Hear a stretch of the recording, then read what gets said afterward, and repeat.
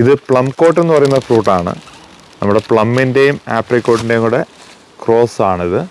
പക്ഷേ പ്ലമ്മിൻ്റെ ഡോമിനൻസിയാണ് കൂടുതലും പ്ലം പോലെയാണ് ഇരിക്കുന്നത്.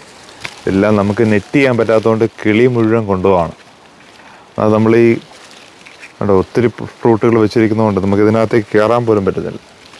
ഏതായാലും നമുക്ക് കുറച്ച് പറിച്ച് കഴിച്ച് നോക്കാം. അപ്പോൾ ഇത് ഏകദേശം പഴുത്ത് വരുന്നേ ഉള്ളൂ.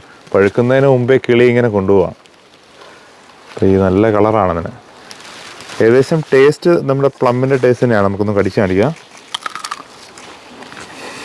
പഴുത്തിട്ടില്ല അത്ര നന്നായിട്ട്.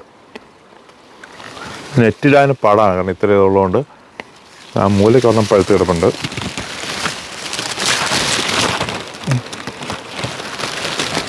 ഇച്ചിരി കൂടെ പഴുത്താണ്.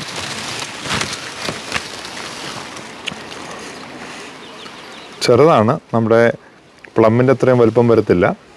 ആപ്രിക്കോട്ടിൻ്റെയും പ്ലമ്മിൻ്റെയും കൂടെ ക്രോസ്. ഇതിന് പ്ലം കോട്ട് എന്നാണ് പറയുന്നത്.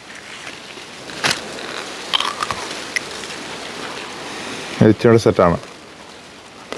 സൂപ്പർ ഫ്രൂട്ടാണ്, പുളിയില്ല. പഴുത്ത് കഴിഞ്ഞാൽ സൂപ്പറായിട്ട് കഴിക്കാം. പക്ഷെ പഴുക്കാൻ ഇതിന് സമ്മതിക്കില്ല. കിളി അപാര ശല്യമാണ്. നമുക്ക് കുറച്ച് തത്തയ്ക്ക് കൊടുക്കാം. തത്തയെങ്കിലും തിന്നട്ടെ.